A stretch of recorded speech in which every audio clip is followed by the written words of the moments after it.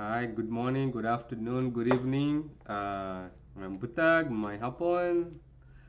I don't know what time you're watching it this, but I just want to say hi, guys. I remember last year we were going to we bought boxes for prayer requests at our church, in which people would drop their prayer requests, and we were gonna pray for it as a group.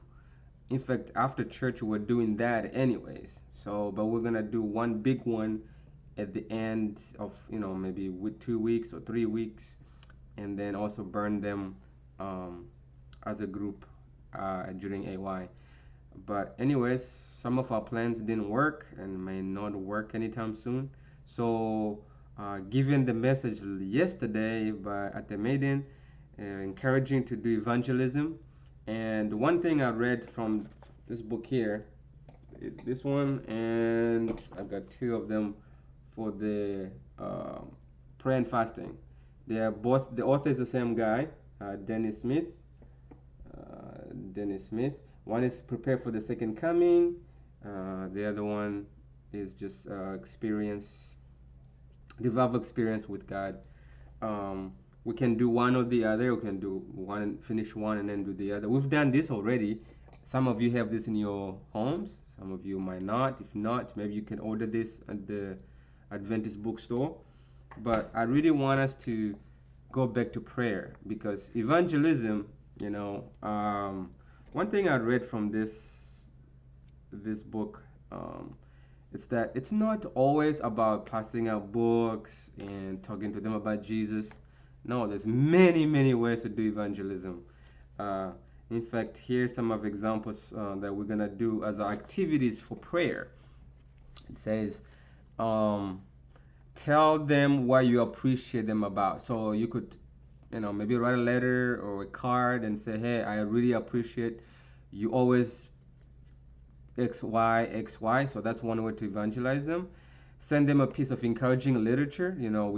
I'm hoping down the road, if it works out, that we can have medical evangelism um, um, newspapers or magazines that we can pass out. People are easily accept the health medicine or health magazines than other books.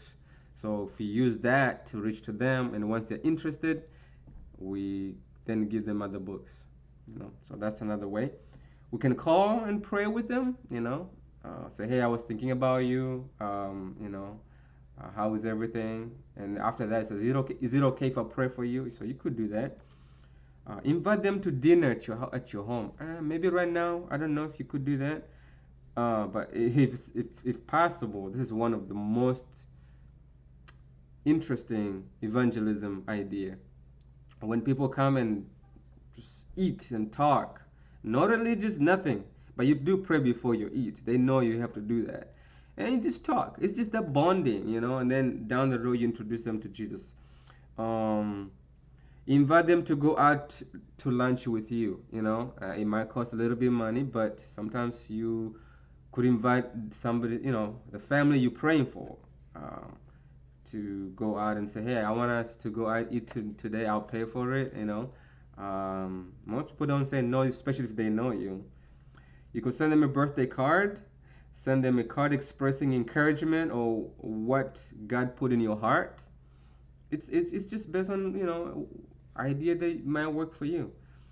Uh, Take them something you cooked. Maybe you are good at cooking cookies or awesome dish. You could share that with them. Invite them shopping or to a museum. I don't know about shopping unless you have a lot of money, but you can say, hey, I would like us to go to the park. If the sun is beautiful and everything is good, or have a picnic. Would you want us to join us at the picnic? Just you and this family you're praying for. Just no, don't make it a big deal. But you actually evangelizing them. Send them a get well or sympathy card when needed. If they are sick, you just send them a card of we're praying for you. We're hoping everything is going well. We'll lift you up in our prayer. Give their child a birthday card or a gift when appropriate. Parents love gifts. maybe it's a boy and you buy a little tricycle, depends on the age. You buy them a toy you know they always wanted, or or something. When you go to them, that evangelism is very powerful. Invite them to attend church with you. So down the road, you could say, "Hey, we have this program. Would like to come. Come check it out."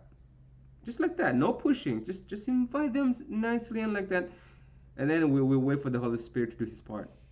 And at appropriate time, uh, ask if they would like to receive Bible studies. So that's when Pastor Mariales comes in. So you already planted the seed. The friendship is already strong because of the stuff you've done. So reason I'm trying to promote this, guys, it's really important that we really pray, because prayer, it's even more powerful than all the stuff I just told you. Giving out money, giving out gifts, card, talking to them, going out, all this stuff are good, but without prayer, they won't go further. And but prayer, look at this, check this out. Prayer is essential to one's personal spiritual growth, so your spiritual growth will grow as well, and is the most effective means of reaching out others for Christ. Have you ever thought about that? That you could dedicate your whole life to prayer.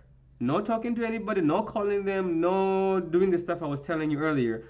But if you are committed to one thing and you do prayer and you just pray for that person, pray, pray, pray, pray, pray. Everything you do is you pray for them. The Holy Spirit, you will see the power of the Holy Spirit transform their lives and come. God will send the right person to them. God will send the right information to them. God will send something to turn their hearts. You see the fruit of your prayer. Praise is a breath of the soul. It is a secret of the spiritual power. We don't use prayer enough.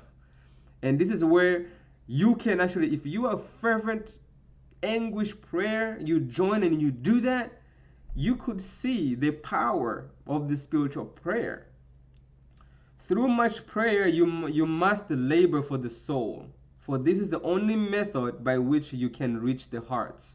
It's not how good your message is, it's not how eloquent you are, it's not how friendly you are. It's through the prayer that you must labor. Labor means you have to fight for their soul. Maybe it's your family, maybe it's your relatives, maybe it's somebody, your co-workers, but you have to labor, you have to work hard through prayer to win their soul. This is like the secret weapon that we have been given. We need to be praying. Okay. I could read more, but I'll just let you read all of it because it's very encouraging. Now, the power of the Holy Spirit. Listen to this. After his resurrection, this is Jesus told his disciples that they were to wait to receive the baptism of the Holy Spirit before they went forth to proclaim the gospel of the world. Luke 24, verse 49, and Acts 1, 4-8. Now, the waiting. So, I know, actually, right now we cannot go out and knock door to doors and give Bible studies like we did in the past. It might be feasible to some area, but not all of it. But one thing we can do while we wait for the right time is prayer. Jesus told them, don't go and evangelize yet.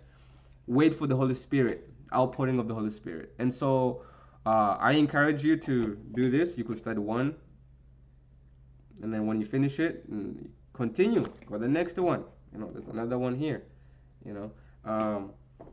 The most effective part of doing this is to do in group of two, or more if you want. But you have to have somebody to pray with. So you read it for, let's say today, first day, 2 works of the Holy Spirit is the baptism of the Holy Spirit, section 1. So you read this, you read the paragraph 1, your partner read the next paragraph, and you read another paragraph, the other partner read another paragraph.